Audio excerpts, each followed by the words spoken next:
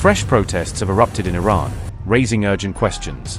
Are these demonstrations a genuine surge of public anger, or part of a new U.S. Israel plot as negotiations flounder? As tensions rise, some observers argue that President Donald Trump is trying to hide behind civilian unrest, while the U.S. military appears deeply wary of the risks of launching direct strikes on Iran. Just hours before the second round of indirect talks, powerful anti-government slogans echoed through the night in Tehran, with residents chanting from balconies and windows in several neighborhoods. Now the key question is whether this is simply a fresh wave of popular fury against Iran's rulers, or a carefully timed effort to turn up the pressure on Tehran at the negotiating table. Fresh protests broke out in several major Iranian cities on February 15th, with reports describing a new wave of anti-regime dissent after weeks of relative calm on the streets. Residents of the capital Tehran were heard chanting slogans directly targeting the country's clerical leadership, venting anger at Iran's rulers from the safety of their own neighborhoods. These fresh protests were highlighted by the Times of Israel, which cited Persian-language outlet Iran International and multiple social media videos as evidence of the renewed unrest.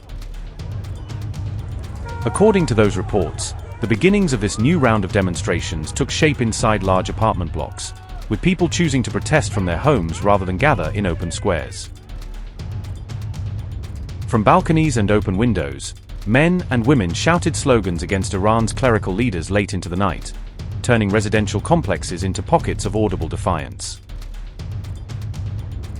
The chants came just a day after Iranians abroad staged large rallies across Europe and North America, creating a sense of coordinated pressure between the diaspora and those inside the country. In Tehran's Ekbatan district, residents shouted "Death to Khamenei" and "Death to the Islamic Republic," echoing some of the most direct and dangerous slogans heard during earlier nationwide protests.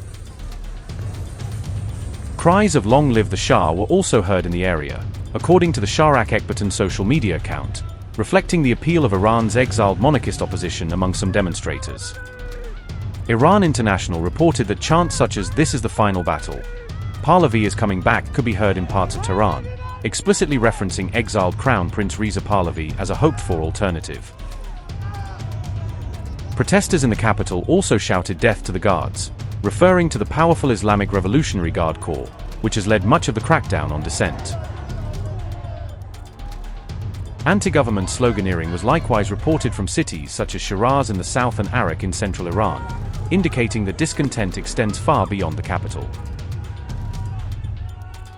This fresh outburst of anger against the regime comes only weeks after deadly protests appeared to have petered out following a harsh security clampdown.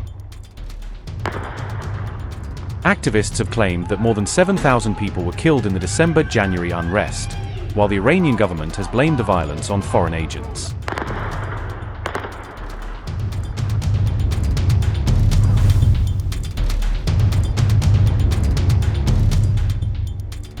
Earlier, Reza Pahlavi, the son of Iran's deposed Shah, had publicly urged Iranians to restart protests and keep up pressure on the Islamic Republic. Pahlavi specifically called for home-based chants and nightly rooftop protests to run in parallel with large weekend demonstrations organized by the diaspora abroad. Police in Munich said that around 250,000 people attended a major anti-Iran government rally in the city on February 14th, held on the sidelines of the Munich Security Conference. In an unusual move, Pahlavi personally addressed the Munich protest, using the platform to press for stronger international action and support for Iranians seeking regime change. Other large pro-monarchy and anti-regime rallies were also held in cities such as Los Angeles and Toronto, underscoring the scale of mobilization among Iranians living overseas. Pahlavi's office claimed in a post on X that more than 1 million people joined the global rallies, although independent outlets noted that this figure could not be verified.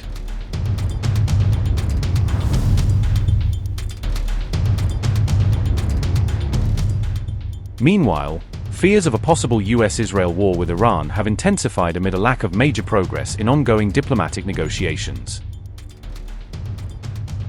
Iran's foreign minister arrived in Geneva on February 15th for a second round of indirect talks with the United States focused on Tehran's nuclear program and regional activities. The first round of talks between Iran and the U.S. was held on February 6th in Oman, taking place against the backdrop of significant military deployments on both sides. According to U.S. media reports, President Donald Trump has told Israeli Prime Minister Benjamin Netanyahu that he would support Israeli strikes on Iran if no agreement is reached in these negotiations. CBS News reported that Trump made comments in December backing potential strikes on elements of Iran's missile program if diplomacy ultimately fails to produce a deal. The United States has already positioned several warships near Iran since the protests began, but so far has held off from launching any direct attack.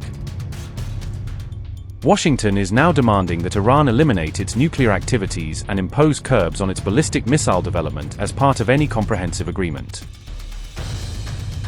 Tehran is resisting those demands and has repeatedly threatened that, if attacked, it would retaliate by targeting US bases and interests across the Middle East.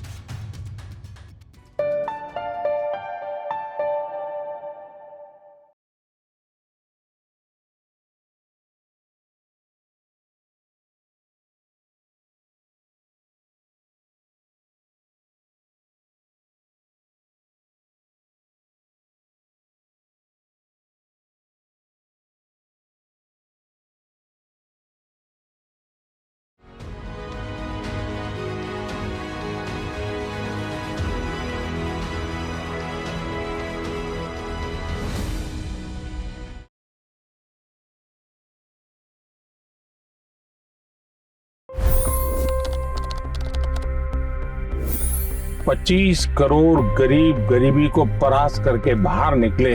For the good of our nation, let's work together and let's truly make America great again. The fastest news breaks. Requested PM saying that look, you will have to speak to Putin and to Zelensky.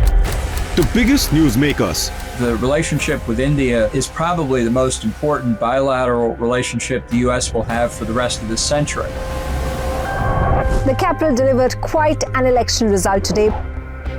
Expert analysis. The million-dollar question today is how to stop this dance of death. Ground reports. I'm standing at the crossroad of the Kumbh Mela. Behind me are more than 100 entry ghats. Long-form interviews. Exclusionary politics is reflected in Manipur case as well. You don't bother because this is a small state. Deep dive into burning issues. It's often said DRC could be the richest country in the whole world. It's because of what sits underneath. Why exactly did the US topple the Sheikh Hasina government? HT videos. We don't just break news, we break it down.